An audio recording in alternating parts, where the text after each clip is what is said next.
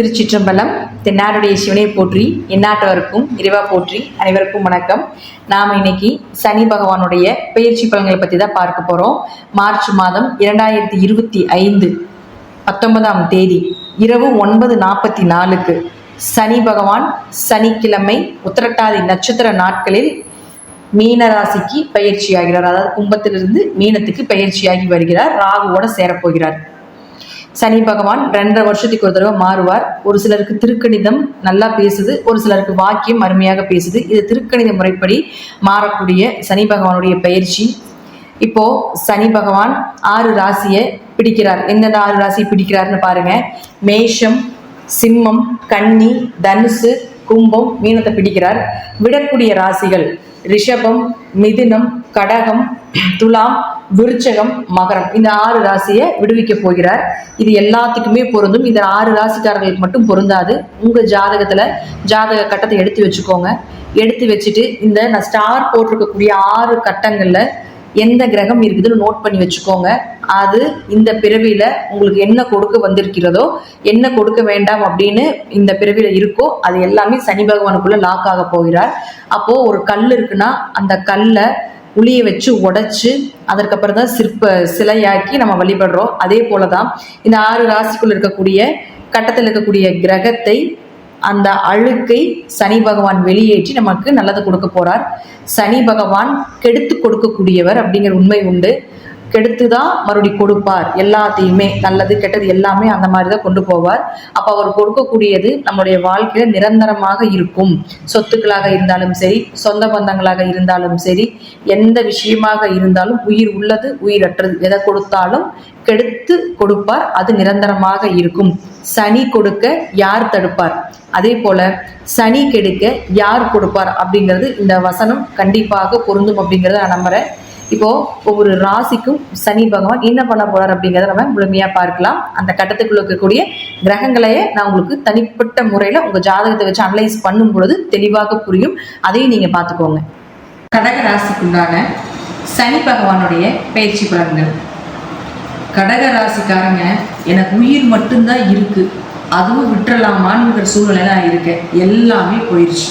குடும்பம், குழந்தை, மனைவி, கணவர், சொந்த பந்தம், தொழில், கூட பிறந்தவங்க, அம்மா அப்பா, எல்லாத்து மூலமாகவும் நான் துரோகத்தையும், எல்லாத்து மூலமாகவும் நான் ஒரு அனுபவத்தையும், எல்லாத்து மூலமாகவும் நான் ஒரு அவமானங்களையும் சந்திச்சிட்டேன் அப்படின்னு சொல்றது தான் இந்த கடகராசி.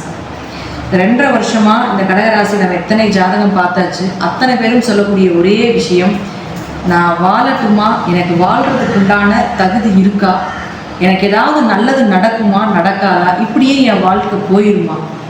ஏன்னா அஷ்டம சனிங்கிறது ரொம்ப கடுமையான காலகட்டங்கள், ரொம்ப கடுமையான 7.5 வருடம் சனி பகவான் 7.5 வருஷம் செய்யக்கூடிய ஒரு கெடுதலை இந்த 2.5 வருஷத்துலேயே செஞ்சுட்டு போயிடுறார். பரிகாரம் பலன்கள் எதுவுமே வேலை செய்யாது. தசாபுத்தி வேலை செய்யல. நிறைய பேருக்கு நல்ல தசை நடந்துட்டு இருந்தாலுமே அவங்களுடைய கர்மா அதுவுமே வேலை செய்ய மாட்டேங்குது. ஸோ பரிகாரங்கள் செஞ்சாலும் பெரிய அளவுக்கு இது கிடையாது, நல்லது நடக்கல. ஓரளவு தான் பிரச்சனையை தடுத்து தான் நிறுத்துறதுக்கு உண்டான வாய்ப்பை தான் கொடுத்துருக்கிறதே தவிர மீண்டும் அந்த பிரச்சனை வராமல் இருக்கிறதுக்கு உண்டான வாய்ப்பு கொடுக்கவே இல்லை. இப்போ உங்களுக்கு ஒரு நல்ல காலம், விடிவு காலம் பிறந்துருச்சு. இந்த மார்ச் மாதத்துக்கு மேலே ஏப்ரல் மாதத்துலேருந்து சனி பகவான் உங்களை விடுவிக்க போகிறார். அதனால் சந்தோஷமாக இருங்க.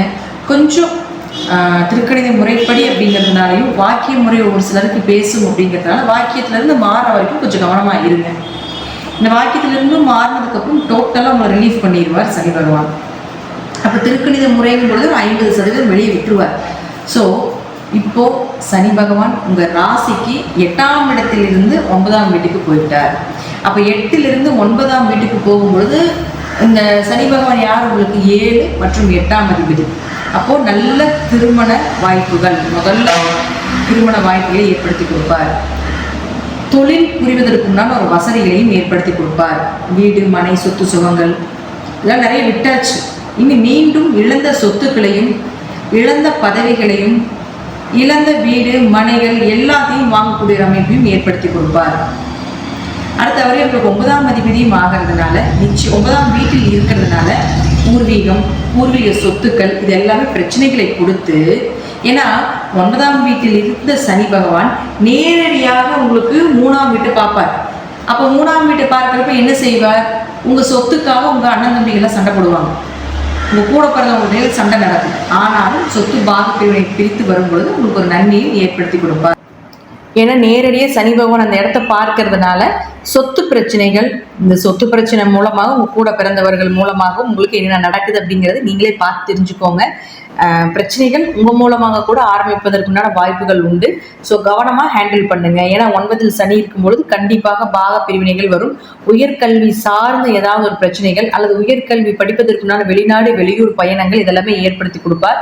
நல்ல குரு அமைவது அல்லது குருவினுடைய தேடல்கள் இதெல்லாமே இருக்கும் அப்படிங்கிறதில் மாற்றம் இல்லை. 2ஆம் திருமணத்திற்கு உண்டான வாய்ப்பையும் நிச்சயமாக ஏற்படுத்தி கொடுப்பார். அடுத்து பாருங்க, இந்த 6 ஸ்டார் போட்டிருக்கக்கூடிய கட்டத்துல என்னென்ன கிரகங்கள் இருக்குன்னு பார்த்துக்கோங்க. அந்த கிரக ரீதியாக பெரிய எஃபர்ட் போட வேண்டாம். அதன் மூலமாக வரக்கூடிய அனுபவங்களை கற்றுக்கொண்டு அதன் வழியே செல்லும் பொழுது பாதிப்புகள் கொஞ்சம் கம்மி.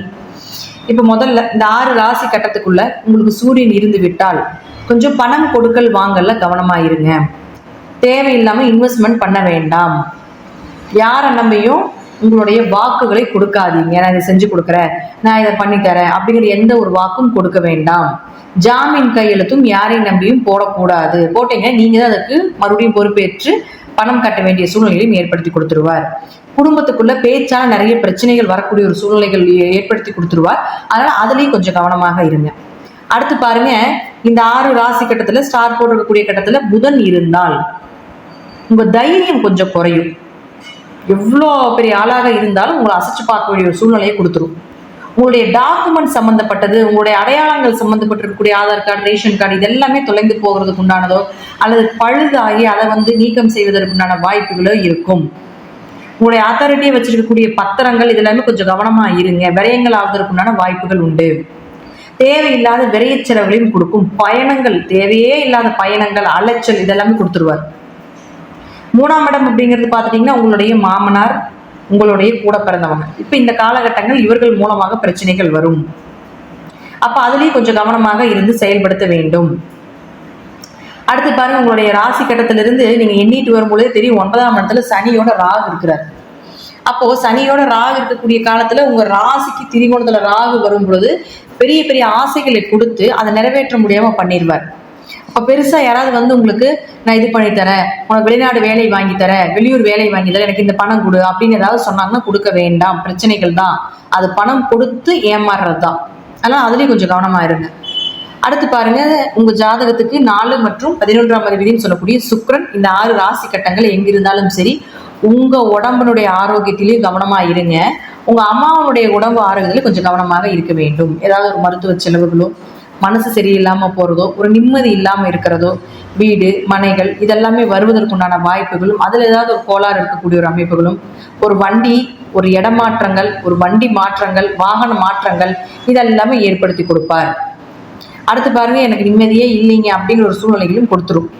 பெரிய லாபங்கள் கிடைக்காது, ஓரளவு லாபத்தை கொடுக்கும். இருப்பினும் ஏதாவது ஒரு வழியில லாபத்தை கொடுக்கக்கூடிய ஒரு அமைப்பையும் ஏற்படுத்தி கொடுத்து விடுவார். பெரிய பெரிய ஆசைகள். அதே போல 11ஆம் இடம் அப்படிங்கிறது தன் மனையை விட்டு பிறர் மனையை தேடக்கூடிய ஒரு அமைப்பு. அப்ப சுக்கிரன் அங்கிருந்துட்டாருன்னு வச்சுக்கோங்களேன், ஏதாவது தேவையில்லாத ஏதாவது தொடர்புகள் இருந்தால் அதெல்லாமே காட்டி கொடுத்து பிரச்சனைகளை கொடுப்பார். அதனால அதுலயும் கொஞ்சம் கவனமா இருங்க. 11ஆம் இடம் அப்படிங்கிற நிறைவேறாத ஆசைகள், பெரிய ஆசைகளை வைக்க வேண்டாம். அடுத்து செவ்வாய். இந்த செவ்வாய் பாருங்க, உங்க ஜாதகத்துல இந்த 6 ராசி கட்டத்துல மாட்டிட்டாருன்னு வச்சுக்கோங்களேன், குழந்தைகள்னால பிரச்சனை, குழந்தைகளுடைய படிப்பு தடைப்படுறது அல்லது அவர்களுக்கு ஏதாவது செய்ய முடியாத ஒரு சூழ்நிலைகளை கொண்டாந்து நிறுத்துறது, குலதெய்வ கோயிலுக்கு போயிட்டு வர முடியாம ஒரு சூழ்நிலைகள், குடும்ப ஒற்றுமை கொஞ்சம் குறைவதற்கு உண்டான வாய்ப்புகள் இதெல்லாமே ஏற்படுத்தி கொடுத்துருவார். அப்போ தொழிலில் ஒரு முடக்கங்கள், பெருசாக சொந்த தொழில் பண்ணிட்டு இருக்கிறீங்கனால அது பெரிய அளவுக்கு இன்வெஸ்ட்மெண்ட் போட்டுறாதீங்க, பெருசாக லாபம் வரல.